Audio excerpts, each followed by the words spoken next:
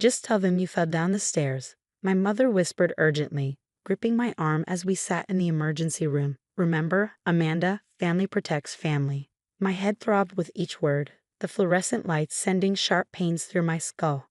Beside her, my sister Kate lounged in the hospital chair, scrolling through her phone as if we were waiting for coffee, not sitting in the ER after she'd slammed my head into the kitchen counter. My name is Amanda Chin, and at 24, I was living through a nightmare that had been building for years. Kate, my older sister by 2 years, had always been volatile, but our parents had mastered the art of looking the other way. She's just passionate, they'd say.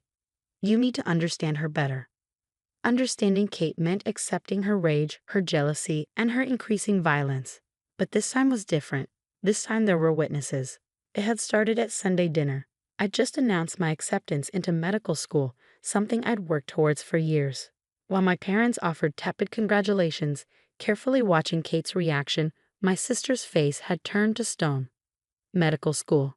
She'd sneered, still trying to prove you're the smart one. Before I could respond, she grabbed my hair and slammed my head into the counter. The last thing I remembered was our neighbor Mrs. Thompson's horrified scream from the doorway where she'd been returning a casserole dish. Now, sitting in the ER with the room spinning, I could hear my mother's frantic voice. Mrs. Thompson understands it was an accident. She won't say anything. Right now, we need to focus on keeping this quiet. A sharp pain shot through my temple, and I fought back nausea. The door opened and Dr. Martinez walked in, her expression serious as she reviewed the chart in her hands. Amanda? I'm Dr. Martinez. Can you tell me what happened?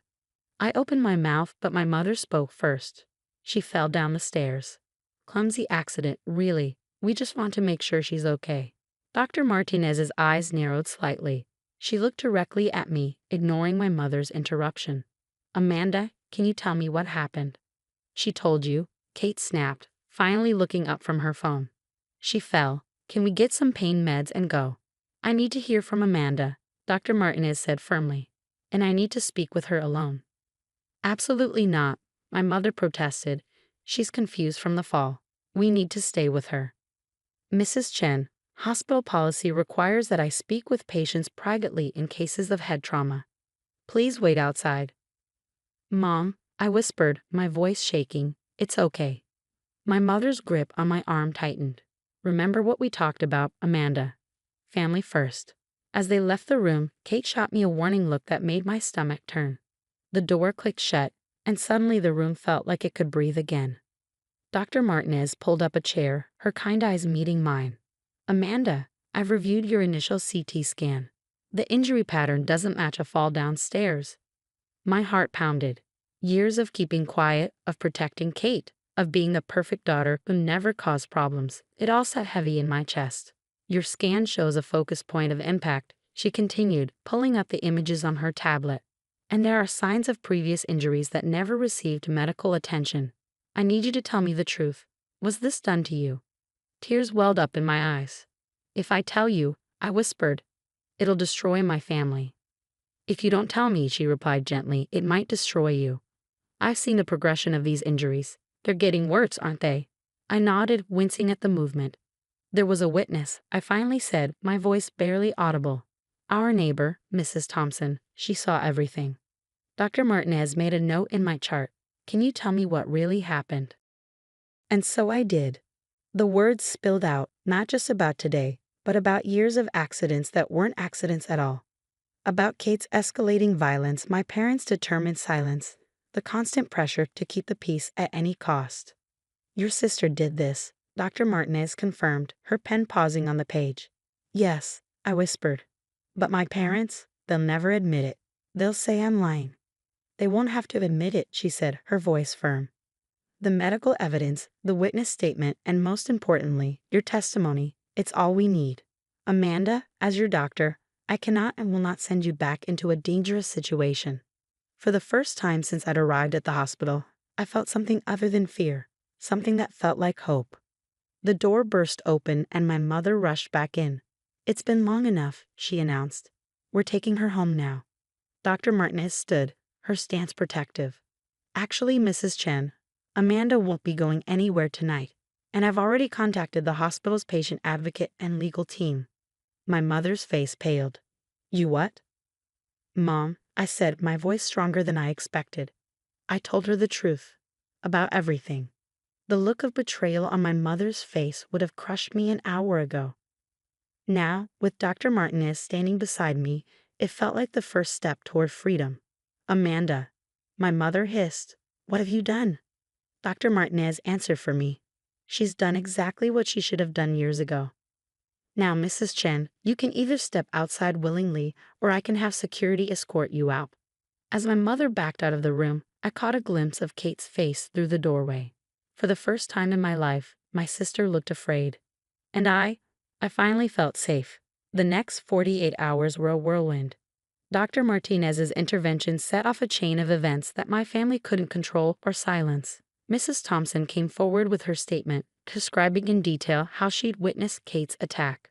The hospital's patient advocate, Sarah, sat with me through hours of documentation, photographing old injuries and recording my statement.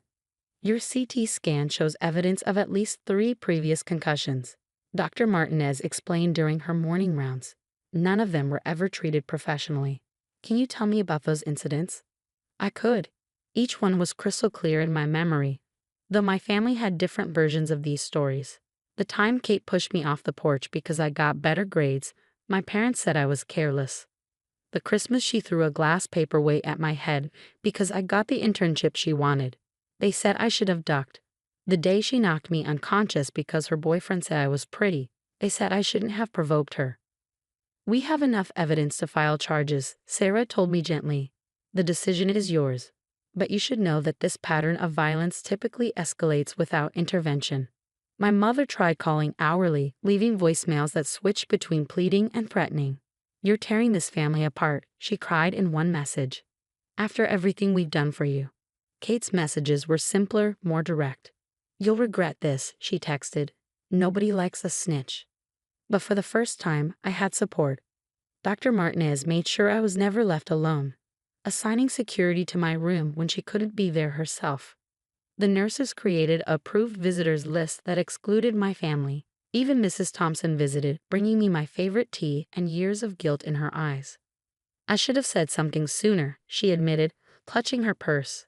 I saw things over the years, heard things. We all did in the neighborhood. But your parents were so good at explaining it away. I didn't blame her. I've been explaining it away myself for years. The police came to take my statement, and Detective Lisa Morgan listened without judgment as I recounted years of abuse. Your sister has a record, she told me. 2 complaints from former roommates, 1 from an ex-boyfriend. All dropped under pressure. You're the first one to hold your ground. That night, alone in my hospital room, I got a call from my father. Princess, he said, using his old nickname for me, this has gotten out of hand. Your mother is devastated. Kate could lose her job if this goes public. We can work this out as a family. Like we always have. I asked, surprising myself with the steadiness of my voice, by pretending it never happened. She's your sister, he pleaded. Blood is thicker than water. Blood is exactly what I'm worried about, Dad, I replied. Mine, on your kitchen counter, while you and Mom watched. He was quiet for a moment. What do you want? I want Kate to get help, real help. And I want you and Mom to stop pretending this is normal. And if we don't, then I'll let the police report and the medical records speak for themselves. After I hung up, I lay in the darkness thinking about the word family. For years, it had meant silence, compliance, accepting pain as a form of love. But Dr. Martinez had shown me a different kind of care. Professional, uncompromising, protective. She'd done what family should do. She kept me safe. The next morning, my mother appeared at the hospital, but not to see me. She had a meeting with the hospital administration trying to prevent the mandatory reporting of domestic violence. It's a private family matter, I heard her insist through the door. No, Mrs. Chen, Dr. Martinez's voice was firm. Assault is a criminal matter, regardless of who commits it. When security escorted my mother out, I caught a glimpse of her face. She looked older, somehow. Smaller.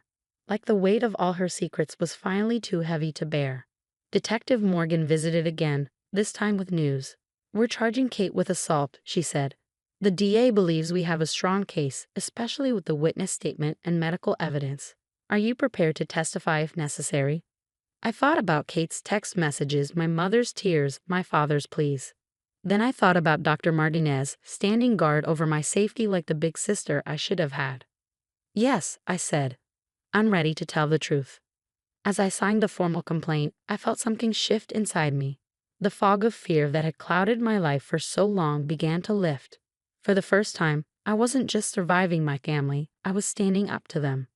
Dr. Martinez came by for evening rounds, smiling when she saw me sitting up, working on medical school applications on my laptop. How are you feeling? Stronger, I said, and I meant it. Good, she nodded. Because tomorrow, we start preparing for what comes next. Your family won't make this easy. I know, I replied, but I'm not alone anymore. She squeezed my hand. No, you're not, and you never will be again. 6 months later, I sat in the courtroom, watching Kate plead guilty to assault charges. My sister, who had always seemed larger than life, looked small in her formal attire. The judge's conditions were clear: mandatory anger management, therapy, and a restraining order keeping her away from me. My parents sat behind her, their faces masks of disapproval, not at Kate's actions, but at my betrayal in pressing charges. They hadn't spoken to me since I refused to drop the case except through their lawyer. But their silence no longer felt like punishment, it felt like peace. The defendant will also pay restitution for medical expenses, the judge announced, and complete a domestic violence intervention program. I caught Dr. Martinez's eye from where she sat beside me. She'd taken a personal day to be here, just as she'd been there for every step of my recovery. After I was discharged from a hospital, she'd helped me find an apartment near the medical school, away from my family's influence. She'd written my recommendation letter, mentioning my resilience in the face of adversity. You showed the kind of courage we need in medicine, she told me. The ability to stand up for what's right, even when it's difficult. As we left the courthouse, my mother tried one last time. Amanda, she called out, her voice breaking. Please, we can still fix this. We're family. I turned to face her, seeing not the authoritative figure of my childhood, but a woman who had failed to protect her daughter. No, Mom, you can't fix this, but maybe now Kate can fix herself. My father stood silently behind her, his face unreadable. Kate was already being led away by her lawyer, her back straight, her steps measured. I wondered if she was finally understanding the consequences of her actions. I'm sorry you lost your daughters, I said quietly, but I'm not sorry I saved myself. That evening, I hosted a small dinner in my new apartment. Dr. Martinez was there, along with Mrs. Thompson, Detective Morgan, and Sarah from Patient Advocacy. These women had become my support system, my chosen family. I got my medical school acceptance letter today, I announced over dessert. The room erupted in cheers. First round of tuition's on me, Mrs. Thompson insisted. Consider it years of overdue intervention. You'll be an amazing doctor, Dr. Martinez smiled. You already understand something many physicians never learn. Sometimes saving a patient means standing up to their family. Later, after my guests had left, I stood at my window looking out at the city lights. My phone buzzed with a text from an unknown number. It was Kate. I start therapy tomorrow. I don't expect forgiveness. But I want you to know I understand now what I did. What they let me do. I'm sorry. I didn't respond, but I saved the message. Maybe someday, after lots of therapy and time, we could build something new. Something healthier. But for now, I needed to focus on my own healing. The next morning, I started my first day as a volunteer at the hospital's trauma unit. Dr. Martinez had suggested it as good experience before medical school. My first patient was a young woman with suspicious bruises, her husband hovering nervously nearby. I saw myself in her downcast eyes, recognized the familiar excuses, but now I knew what to do. I need to speak with her alone, I told the husband firmly, channeling Dr. Martinez's professional authority. He protested, just as my mother had, but hospital security ensured he left. You're safe here, I told the woman once we were alone. And whatever you tell me stays between us and the medical team. She burst into tears, years of secrets spilling out. I held her hand, just as others had held mine, and started the process of documentation that would help her find freedom. That evening, Dr. Martinez found me updating patient charts. Good first day. I helped someone, I said simply. Like you helped me. She nodded approvingly. That's how we break the cycle, one patient at a time. My phone buzzed. Another text from my mother, which I deleted without reading. Some bridges needed to stay burned to light the way forward. Ready for rounds? Dr. Martinez asked, holding out an extra coffee. I stood up, straightening my volunteer badge. 6 months ago, I'd been a victim in this hospital. Now I was helping others find their voice, their strength, their way out. Ready, I replied, and I meant it in every way possible. As we walked through the hospital corridors, I thought about how far I'd come. My family had wanted me to keep quiet, to accept violence as love, to choose silence over safety. Instead, I'd chosen truth, healing, and a different kind of family, one built on protection rather than permission, support rather than silence. Sometimes the bravest thing we can do is tell the truth, even when those who should love us most want us to lie. My truth had cost me my family, but it had given me something far more valuable. Myself. And that was worth everything.